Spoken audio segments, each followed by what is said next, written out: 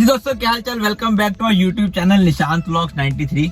आप लोगों को थंबनेल और टाइटल पढ़ के तो समझ आ ही चुका होगा कि ये वीडियो किस बारे में होने वाली है। बिल्कुल आप लोगों ने सही पढ़ा।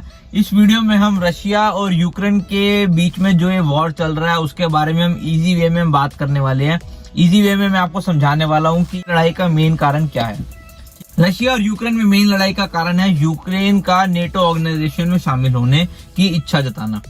अमेरिका भी यही चाहता है कि यूक्रेन नेटो ऑर्गेनाइजेशन में शामिल हो, पर रशिया अमेरिका से सिर्फ एक लीगल गारंटी चाहता है कि यूक्रेन कभी भी नेटो ऑर्गेनाइजेशन में शामिल ना हो। चलिए बात करते हैं कि नेटो क्या है।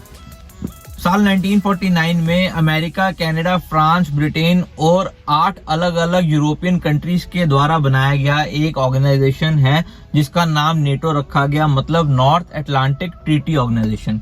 नेटो का मेन काम यह था कि अगर इस ऑर्गेनाइजेशन के मेंबर्स कंट्रीज पे अगर कोई अन्य कंट्री किसी भी तरीके का हमला करती है या हमला करने की सोचती है, तो ऑर्गेनाइजेशन की बाकी मेंबर कंट्रीज उस कंट्री की हेल्प करेगी किसी भी तरीके से। और अब नेटो में टोटल 30 कंट्रीज जुड़ चुकी हैं। चलिए अब बात करते हैं कि यूक्रेन नेटो में शामिल होना क्यों चाहता है। यूक्रेन जानता है कि वो खुद से कभी भी रशिया का सामना नहीं कर सकता अगर रशिया उस पर हमला करती है तो। साल 2014 में कुछ ऐसा हुआ कि रशिया ने यूक्रेन के एक हिस्से को, जिसे क्रीमिया के नाम से जाना जाता है, उस पर अपना कब्जा कर लिया। यूक्रेन को अब इस बात का डर है कि रशिया पूरे तरीके से एक एक करके यूक्रेन के बाकी हिस्सों पर कब्जा ना कर ले।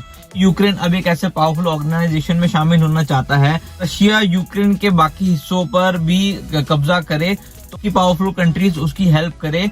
ऐसा ना होने पर रशिया ऐसा होने क्यों नहीं देना चाहता? रशिया ऐसा होने इसलिए नहीं देना चाहता क्योंकि उसके पड़ोसी देश एस्टोनिया और लैटविया भी एक किसी टाइम में रशियन एम्पायर का पार्ट थे, पर उन्होंने समय होते हुए नेटो ऑर्गेनाइजेशन को ज्वाइन कर लिया। तो अब रशिया को एक ये चिंता सताई जा रही है कि अगर यूक्रेन नेटो ऑर्गेनाइजेशन का पार्ट बन जाता है, यूक्रेन इतना पावरफुल बन जाएगा कि अगर रशिया यूक्रेन पे हमला करता है तो बाकी नेटो सदस्य रशिया पर हमला करेंगे और रशिया एक तरीके से कमजोर हो जाएगा और अमेरिका रशिया पर भारी पड़ जाएगा। एक सबसे बड़ी बात यह भी है कि नेटो ऑर्गेनाइजेशन को बनाने का मेन रीजन था रशिया का सामना करना। चलो आप लोगों को एक बार फिर से हिस्ट्री में ले चलते हैं। 1939 से 1945 ये टाइम एक ऐसा था जब वर्ल्ड वॉर 2 चला। इटली और जापान से लड़ने के लिए अमेरिका, फ्रांस, रशियन एम्पायर, इन सब ने इटली और जापान पर हमला किया।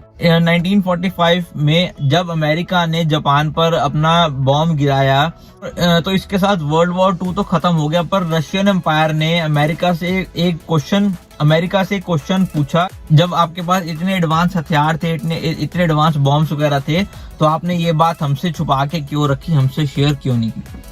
यहाँ से स्टार्ट होता है अमेरिका और रशिया के बीच में कोल्ड वॉर। तो इसी के साथ रशिया और अमेरिका में एक रेस स्टार्ट होगी कि वो बाकी कंट्रीज को अपनी अपनी साइड करने लगे।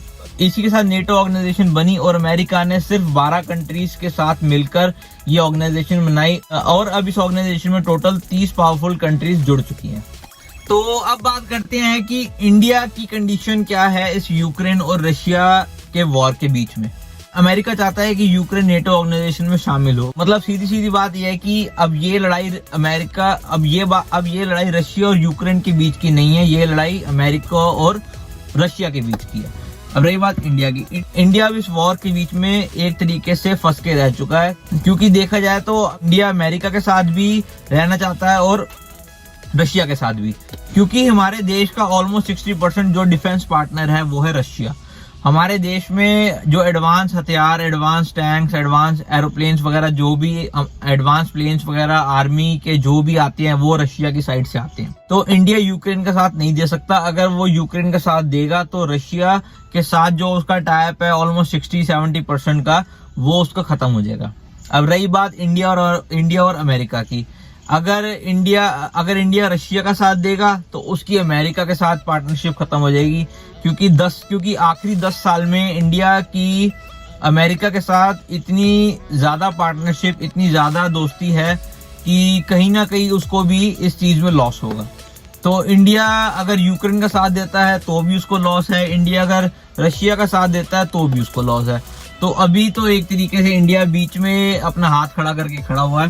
बिल्कुल चुप खड़ा हुआ है, ना वो रशिया का साथ दे रहा है ना वो यूक्रेन का साथ दे रहा है, क्योंकि उसको पता है अगर उसने किसी भी साइड का साथ दिया तो इसमें नुकसान इंडिया का ही है। लेटेस्ट न्यूज ये आ रही है कि रशिया ने यूक्रेन के एक और हिस्से मतलब कीव पर भी अपना कब्जा पूरी तरीके से जमा लिया है। आज तीसरा दिन इस वॉर को हो चुके हैं, तो आगे क्या होता है वो तो आप लोगों को देखने को मिलता ही रहेगा। तो इसी के साथ इस वीडियो को क्लोज करते हैं और हम ये प्रे करते हैं कि जो भी ये वॉर वगैरह चल रही है ये जल्दी से जल्दी खत्म हो जाए, क्योंकि यूक्रेन में हम सबको दिख रहा है कि कितना नुकसान हो रहा है और कितना नुकसान अभी तक हो चुका है, कितनी वहां की चीजें ऑलमोस्ट एक तरीके से सब खत्म ही हो चुकी हैं। तो बस हम तो सब यही प्रे करते हैं कि जो भी वहाँ पे हो सब सेफ एंड जो भी वहाँ के लोग हैं जिनका इस वॉर से कुछ लेना देना भी नहीं है वो सब सेफ रहें। तो इसी के साथ इस वीडियो को क्लोज करते हैं। अगर आप लोगों को कुछ भी इस वीडियो में कुछ भी इंफॉर्मेटिव लगा हो, आप लोगों को समझ आया हो, तो guys like subscribe and comment करके जरूर जाना।